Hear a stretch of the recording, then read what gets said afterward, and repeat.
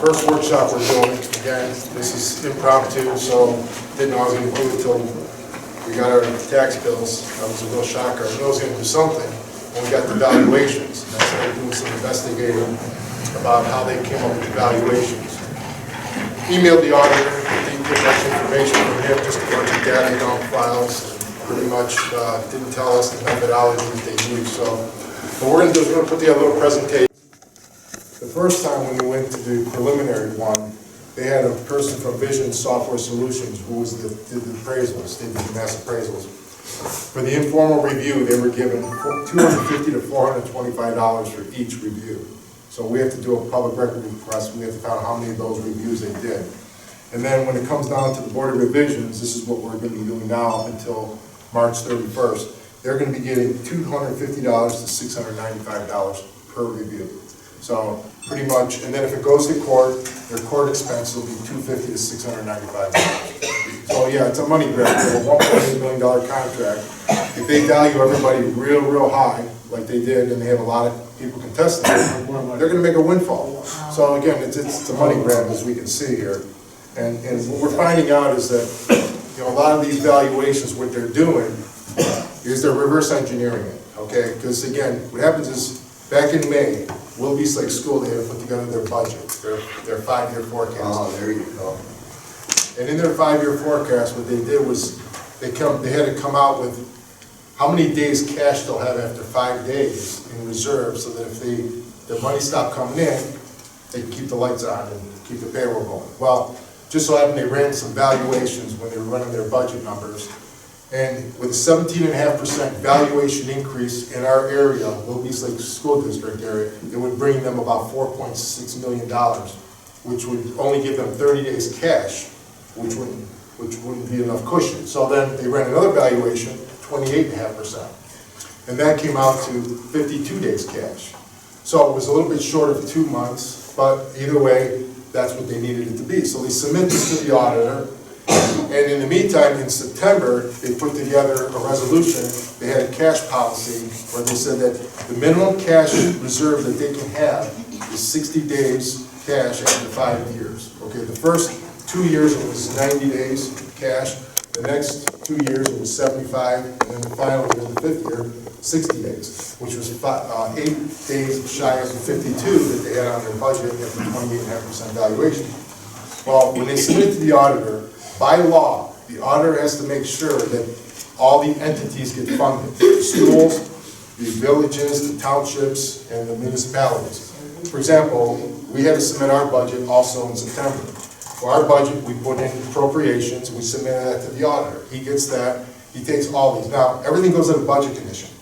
And when Brian Massey's recorded them, you go there, they last maybe 12, 13 minutes, they rubber stamp them, and they move on. So they don't even look at them, review them, or critique them at all. When they get those budgets now, the auditor has to make sure that the funds are there now for them to meet their projection budgets. So what he does is they tell basically their software company, Vision Solutions, they'll tell their third-party appraisal, this is what we need to get out of this area. So just having that Willoughby Lake School District went up about 30% on average, which is about where they need to be to get their 60 days cash reserve so that they can meet that resolution. And again, this is all they say, the law tells them they have to do it. But if you look at their budget for the 5-year forecast, there's nowhere in their budget where they'll cut the funds. Their budget went from 115 million, which is currently, it goes up to 130 million in 5 years from now. And their payroll, the problem is that 70 or 80% of their budget, of their pay, of the budget goes to payroll. It goes to personnel, wages, and benefits. So we're paying salaries, and most of them you would think is the teachers, but it's not. The teacher's only a small part of it. It's mostly the administrators, assistant administrators, and all support staff. And there's just hundreds. Willoughby Lake School District has over 1,000 people working for it. Now again, these are people now, they're in a union, they get union benefits, they get hospitalization, they get dental, they get pensions, they get all these benefits. And then we have administrators that are getting paid more than the teachers. In the meantime, what are they doing? They have assistant administrators helping them out. Why aren't they doing their job? So basically, and then again, 70% of the revenue comes from us, the property taxes. And then they say, well, the state mandates we have to have this many kids per classroom, say mandate, well, you can only have 15 per classroom. Instead of when we went to school, it was about 30, 35. Yeah.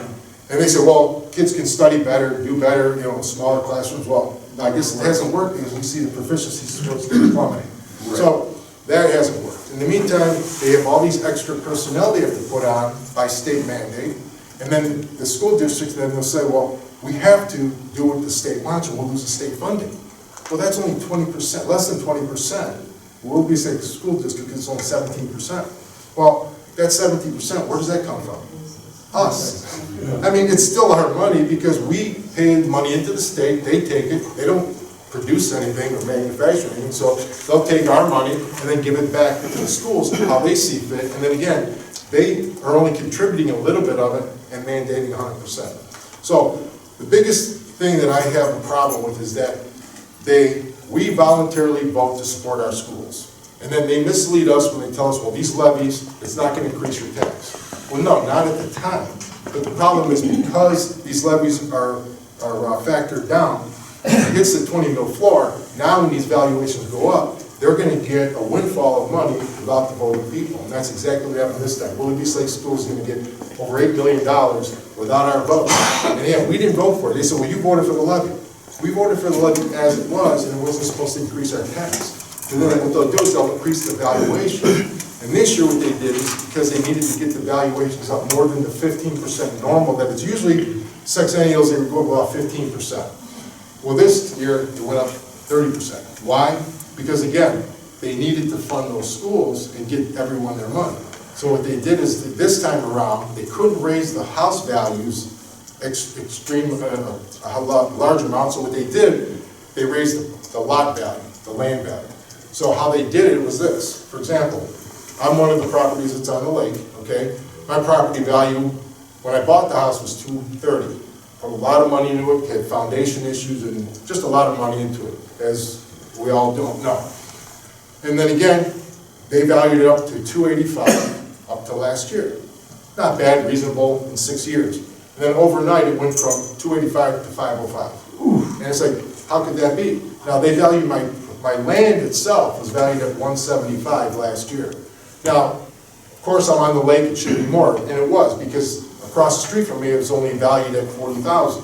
So it makes sense, $125,000 more. But it went from 175, okay, went up to 370, just overnight. Now, what did they do? How did they arrive at that? They didn't use comparables, because again, if I have to go in and contest this, I have to go try and find comparables. Well, those comparables are comparables to my dwelling, my house. Bedrooms, bathrooms, square footage, and so forth. And the type of house, ranch, or colonial, well, I can't fight the property value because, and that's what I went to the preliminary. I says, I want to contest the property value. He says, well, you have to do that at the Board of Revisions. So now I have to figure out a way. Well, there is no way for me to fight it because this mass appraisal method, what they do is the methodology they use is different than a regular appraiser would use when they would come and appraise a house. What they're doing here, they're taking a house that's sold, the highest house pretty much in the area, and they'll take the house, let's say, for example, on the lake here, the house went for $750,000, which was double of what it should have gone for. It was an emotional buy. Person lived here, he wanted that house no matter what it was. And number two, he's Airbnb-ing it, so he's not living in it. Well, wow.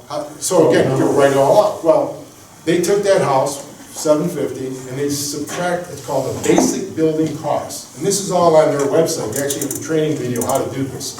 And they show how to evaluate it. They'll take the basic building cost of that property, of that sale, and deduct it, and they end with a residual lot value. Now that residual lot value is what they'll take, and then they'll use that along everybody on the lake. So what they did was they took that value and increased everybody on the lake 68%. And, or I mean, it was an average 68, but next door to me, his property went up to 12%, okay? And again, just because they take that residual and use that. Now, what they're doing is they're taking basic building costs out, but they're not taking the improvement of the lot out either. Which again, anyone who buys a piece of property, it's raw land. You have to put in sewers, you have to put in utilities and all the other improvements.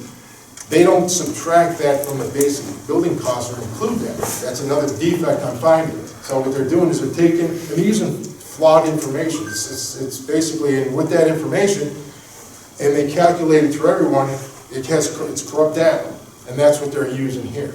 And it's the mass appraisal method, and again, there's no way we can fight against this. And then if we do get an appraisal, the problem is they're going to use it against us, because that's what they should be doing. They should be doing these appraisals, physical inspections, and they're not doing it. They're doing it by mass appraisal with these drones, and again, it's all guessing is what they're doing, because when you take something, I mean, data is data. And there was one township or one community that we had an article on, and basically they submitted it to the auditor or to the state what the valuations were. The state came back and said, no, those valuations are too low. They made them go back and raise the valuations up. And again, that shouldn't be possible, because the data should be what it is. I mean, if a house sells for this much and compared with this one, those should be the numbers. But now what they're doing is we're finding they're manipulating the numbers.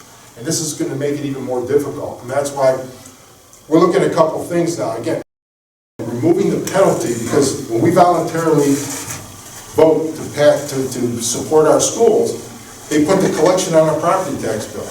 Then what happens is, again, if we don't pay in 3 years, they take away our property, so we never own our property. And then even if it's paid off and then we're retired, we're on fixed income, there's no way of justifying that increase, because where are we going to get that extra money in? So, you know, the only way to do is we have to remove that penalty, and the only way is to remove, basically either abolish all property tax altogether, or somehow remove it, find other funding sources that don't penalize our properties and keep our property hostage. So that's one of the ways. So we're looking at a constitutional amendment to do that. And again, that has to be statewide and led. Again, what they'll do is they do the mass appraisal, but they do everything in thirds. You know, the triennial is every 3 years, and then the sexennial is every 6. But during that sexennial, you have the triennial also, because they take market value every 3 years, and then the sexennial every 6 years, they'll do the valuation with the appraisals. And they use those together, and what they'll do is they'll raise up certain properties during those off years, okay, a large amount. And then what happens is then, after they do that, and then they'll raise it up on the sexennial just a little bit. For example, Brian Massey is a good example.